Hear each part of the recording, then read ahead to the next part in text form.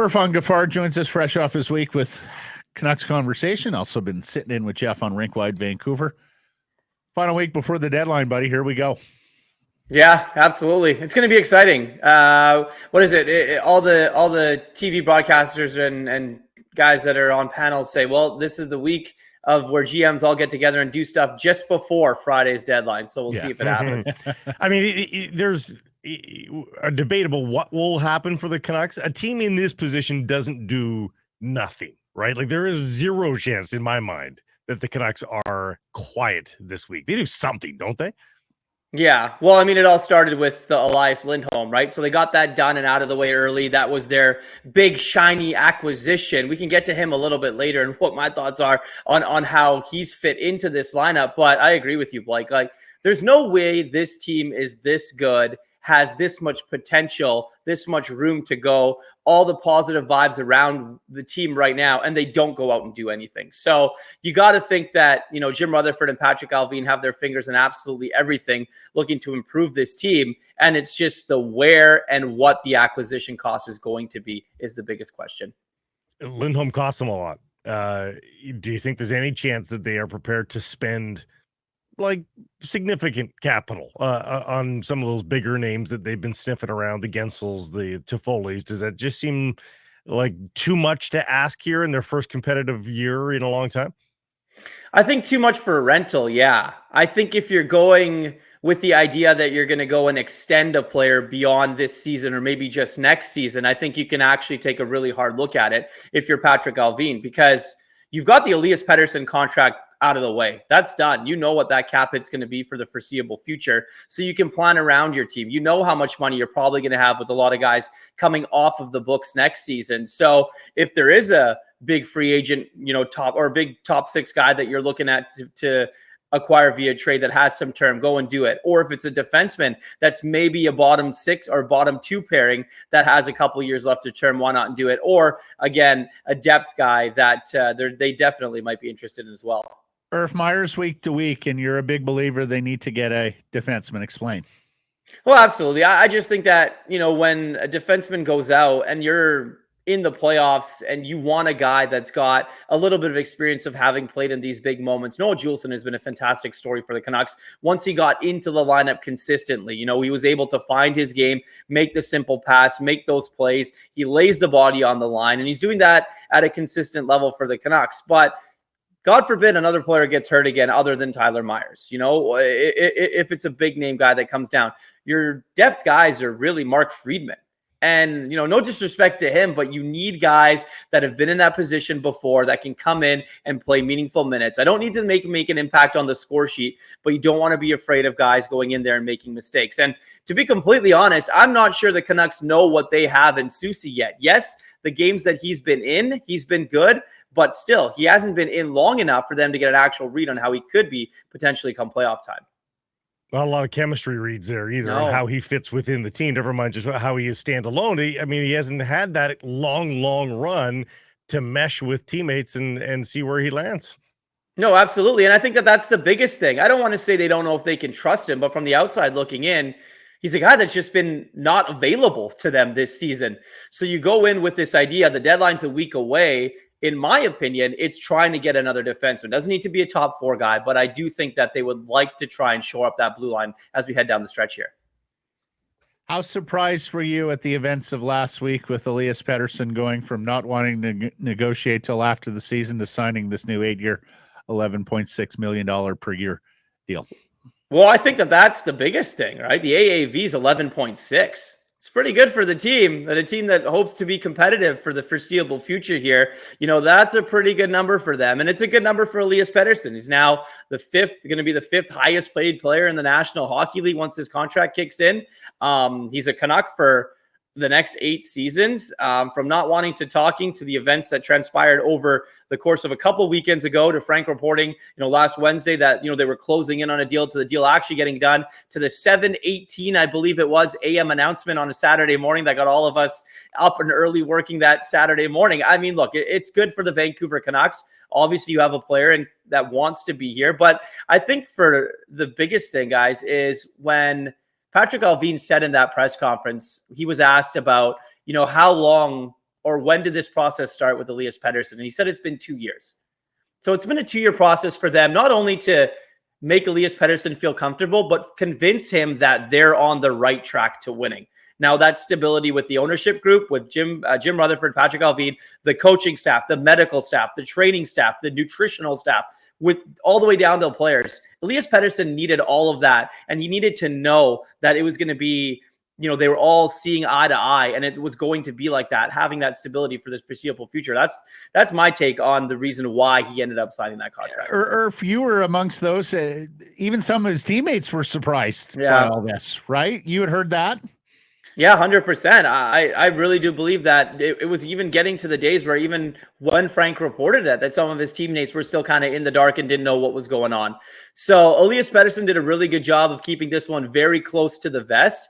I still think that, of the conversations that he had with his family and his friends and those very close to him, that it was right up until those last days, those last hours where he knew what the money was going to be. He knew what the term was going to be.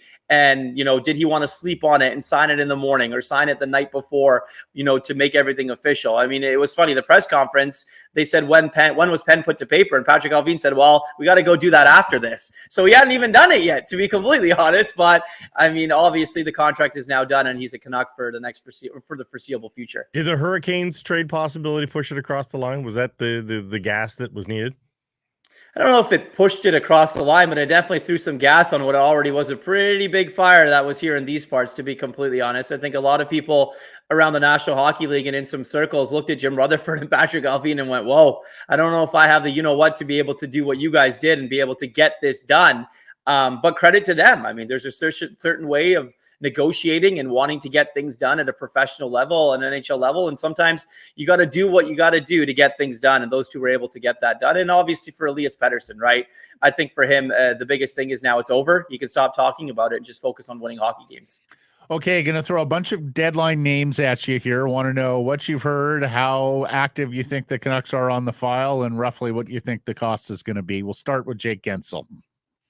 Cost is going to be a lot. The Pittsburgh Penguins, it's no secret that, they're going to want a lot for this player. And I think for the Vancouver Canucks, they're in a sit and wait, kind of see what happens here with Jake Guentzel. This one could go down to right up on deadline day. The Penguins are going to get absolutely what they want for him. I'm not sure the Canucks have what the Penguins want. Now, if the Canucks are willing to give up a Niels Höglander for a Jake Guentzel, I'm not entirely sure I do go and make that move, but that's probably going to be a name that the Penguins want at the very least to start those discussions. Yeah, and there's been talk they prefer prospects to picks in Pittsburgh, so that's interesting. You're probably not going to get away with a 2025 first rounder. Yeah. It's probably going to have to be a Wheelander or a Leckermacher, as you say, a Höglander. Okay, our old friend Tyler Toffoli. That one's interesting because I think Tyler Toffoli could end up being their backup plan to Jake Guentzel. I think they're going to sit and wait, but we obviously know the fit here. There was some success here. He likes playing with Elias Pettersson. He likes the city. The extension would be interesting for Tyler Toffoli. He might be a guy that could be looking for an Alex Killorn type of deal on his next contract. So that's a lot of money. And are the Canucks willing to pay a guy that's obviously a little bit long in the tooth, that kind of money? So I'm not entirely sure, Matt, if you look at it, they're in the rental period again. I think the next player that they do acquire, they're going to have a really serious thought at extending this player. How about Frank Vatrano, who's got built-in years? Yeah, well, I think that's the biggest thing. Vatrano would be awesome. I mean, look, there's obviously those rumors out there that him and Elias Pettersson are friends and of that nature, and they would love to play together if in fact it could happen. But again, the Ducks are in the driver's seat, right? They have a lot of players, not just him, a guy like Adam Henrique as well, and other players on that roster that a lot of teams would be interested in. So Frank Vatrano, it's got to be, again, prospect or a player currently on this roster. They've been connected to Jordan Greenway in Buffalo. Too much money, in my opinion. Like, if Jordan Greenway is going to play in that bottom six forward group, that's a lot of money. You're paying a guy $3 million. We dealt with this for so long in the Jim Benning era about paying guys that play in that bottom six forward group that kind of money. So unless the Buffalo Sabres are willing to retain on him, then maybe, there's a way for that.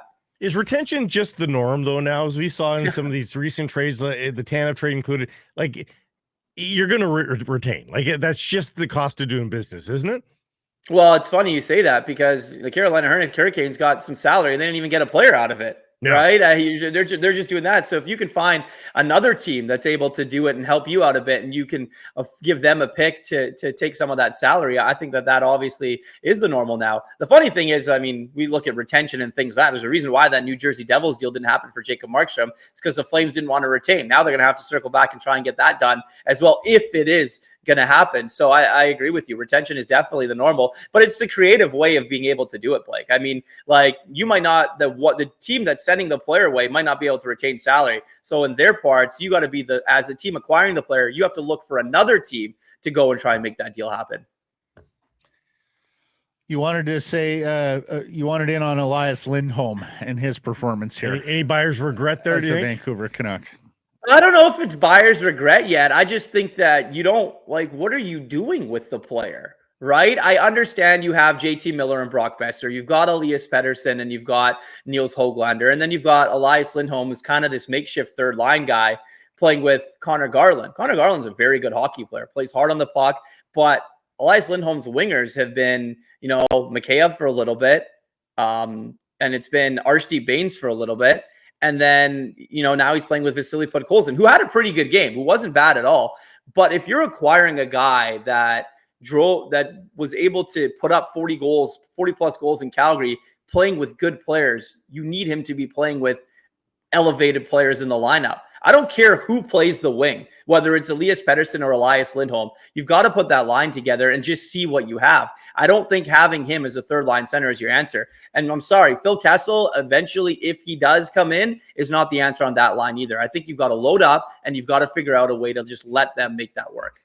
Give me your trade deadline wish list guy, Irf. Who in your world do you think would be the perfect guy to add? I think right now, if you're looking at it, I agree with what you said, Matt. Tyler Toffoli is probably a fit. I mean, I know the salary, what it's going to be, will probably be pretty large, but I think that he's a guy that has had some success here. You can plug him in, on any of the top two lines, and that there's going to be some chemistry there with those players. So that's probably the biggest name for me. As a defenseman, it's difficult, right? I mean, you look at it and you say, like, how are you going to go and get one of these top guys that's out there? But they got to figure out a way to make it work. I mean, the Scott Walker thing, if you can, if there's a way for you to do it as a team, I think you go and try by any means necessary. But if it's not a top six forward, it's a defenseman for me. Lastly, Phil Kessel needs to sign Friday to be eligible for the Stanley Cup playoffs. Is Phil Kessel's name on a Canucks contract by Friday? What says you? I think so. But to me, if Phil Kessel's name is on the contract on Friday, I think it gets done on Friday. I think the Canucks are focusing on their business they need to take care of first. And Phil Kessel is just a guy that they have there just in case some of this stuff doesn't work out. So he's if we can't get Toffoli, Guentzel, Vatrano, that's the backup plan, you think? I think so. And I think that was the idea from them coming in. It's let's see how this goes. Let's see how the skates go. Let's see how much shape he can get into in the next few weeks. And they always knew the deadline was obviously going to be the NHL trade deadline day on Friday. And they had that time to do that. You surprised they haven't put him into an AHL game yet? A little bit, because I think you kind of want to see him at what he looks like in game speed. But I'm also not, in a sense, because there's no other team that's really shown any other interest other than the Canucks for Phil Kessel. So they know he's here. They know he's skating. They know he's under their watch. They're not entirely too worried, I don't think, about another team coming to poach this guy. Lastly, the two direct competitors, Edmonton and Vegas. What are you expecting from them at the deadline? Edmonton's got to go get a top six guy. Like, I almost think you have to if you're the Oilers. So much knock about them has been, the defense and their goalie. Well, the defense and the goalie haven't been that bad this season. It's another guy to play with Connor McDavid or Leon Draisaitl. I don't know if the Evander Kane experiment's going to work, even though he does perform in the playoffs. I still think they want another guy there. And I think the Vegas Golden Knights, Vegas needs to do Vegas things, Matt. They need to go out and make a splash. They have to stay competitive. That market and that fan base obviously, is waiting for them to do something. So you can bet Kelly McCrimmon and his staff will definitely do something pretty big here as we approach the deadline. More roads paved with gold. Absolutely. I mean, look, they got Jack Eichel coming back potentially. Game time decision, right? They got Eichel coming back. They got Stone on LTIR. They got all this cap space again in defense of their cup championship. Oh, yeah. Thank you, Irf. Appreciate this, buddy. All right, gentlemen, be well.